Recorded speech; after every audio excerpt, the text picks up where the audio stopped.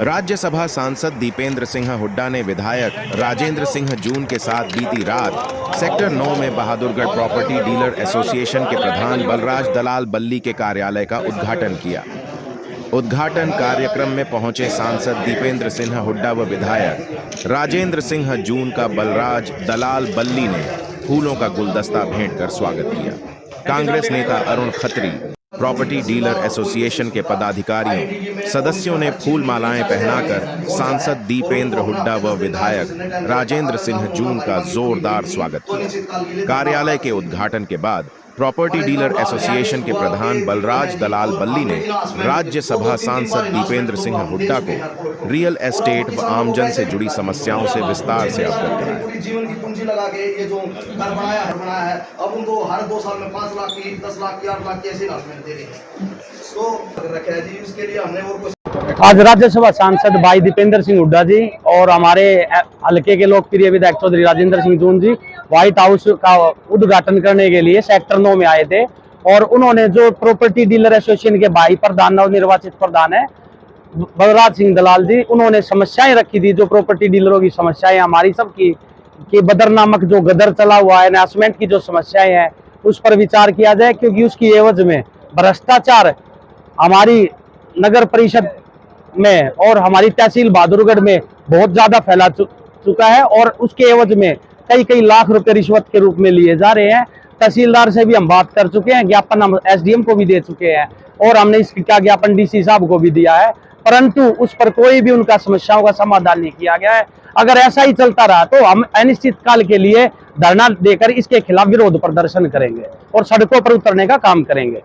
MP साहब और विधायक राजेंद्र जून से उद्घाटन किया है, हमारे ऑफिस की ओपनिंग करी है और हमें बड़ी खुशी की बात है और सारे डीलर भाइयों में उत्साह भरा हुआ है। और आज हमने एमपी साहब के सामने और विधायक जी के सामने अपनी प्रॉपर्टी से संबंधित बहुत कई जो है मुसीबतें थी, जो हमारी शिकायतें थी, भी हमने उनके सामने बताई हैं।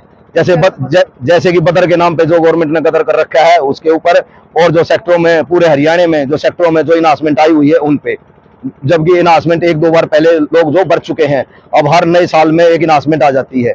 और हमने ये सारी शिकायतें एमपी साहब को सुनाई है और एमपी साहब ने हमें आश्वासन दिया है कि वे इस मुद्दे को संसद में उठाएंगे और सभी डीलरों के वे साथ हैं। और विधायक जी ने भी हमारी बहुत अच्छी बातें सुनी है, वे भी सदन में बात को उठाएंगे और इस पर गौर फरमाएंगे। मैं समझता हूँ कि जहाँ तक हरियाणा प्रदेश की बात है, हरियाणा प्रदेश की जनता बीजेपी जेजेपी सरकार से त्रस्त है और हरियाणा को दोबारा से विकास, खुशहाली, उन्नति, भाईचारे के रास्ते पे लेके जाना चाहती है। हरियाणा आगे बढ़े, देश में उदाहरण बने। दिल्ली के 3 तरफ बसा हुआ प्रदेश हरियाणा, इसका उदाहरण बनना चाहिए देश में। ऐसा हरियाणा के अंदर इस रूप से विकास हो, लेकिन यहाँ उलट हो गया। विकास में हम पीछे हो गए, बेरोजगारी, महंगाई, भ्रष्टाचार, इनमें हम आगे हो गए। ये खट्टर सरकार की देन है, बीजेपी सरकार की देन है, जेजेपी सरकार की देन है।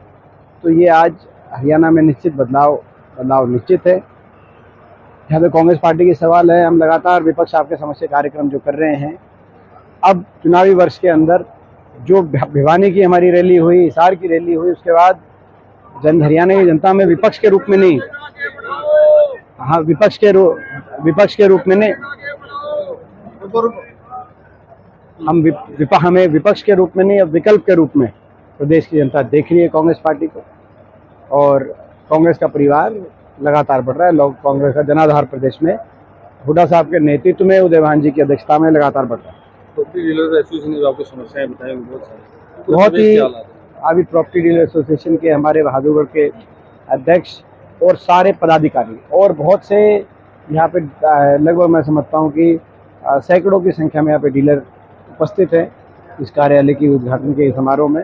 और उन्होंने सबने बेबाकी से एक बात रखी कि आज के दिन बहुत कठिनाई में ना सिर्फ प्रॉपर्टी डीलर लेकिन हाउस ओनर भी, जो आज जिस तरीके से इन्हेंसमेंट के फरमान जारी किए जा रहे हैं, जिस तरीके से बदर की जो है सारी प्रक्रिया बताई जा रही है, जिस तरीके से करप्शन, भ्रष्टाचार तहसील से लेकर और कमेटी तक, और कमेटी से लेकर हुड्डा तक, जिस तरीके से हुड्डा कार्यालय तक ये जो सारी अपना भ्रष्टाचार की सारी सीमाएं लांघ दी गई हैं, तो ये जो है ये इसका बहुत ही दुष्प्रभाव बहादुरगढ़ के जितने भी प्रॉपर्टी डीलर्स हैं इनके खुद के कामकाज पे और इनसे भी ज़्यादा जो जनता, आम जनता, जो होम ओनर है, उन पे जो है इसका जो अपना ज़्यादा प्रभाव आ रहा है। तो ये बड़े दुर्भाग्य की बात है।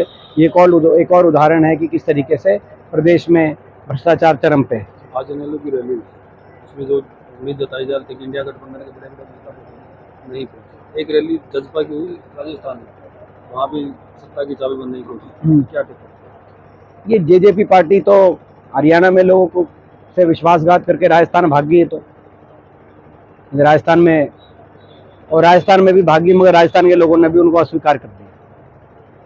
जहाँ तक इनेलो की बात है, इनेलो की आज आत्ममंथन रैली थी कि वो पार्टी क्यों हाशिए पे आ गई, आज हरियाणा के में राजनीतिक अस्तित्व ना क्यों खत्म समाप्त हो गया। तो वो इस बात पे वो आत्ममंथन कर रहे थे और उनका कारण ये था कि ये विपक्ष की जिम्मेदारी इनको जब मिली तो बीजेपी से विपक्ष की भूमिका ना निभाते हुए बीजेपी का साथ देते हुए हुड्डा साहब और हमको निशाने पे लिया इन्होंने। लोगों ने कहा आपको कहा तो था कि बीजेपी के खिलाफ विपक्ष करो, आप तो हुड्डा साहब के विपक्ष में हो।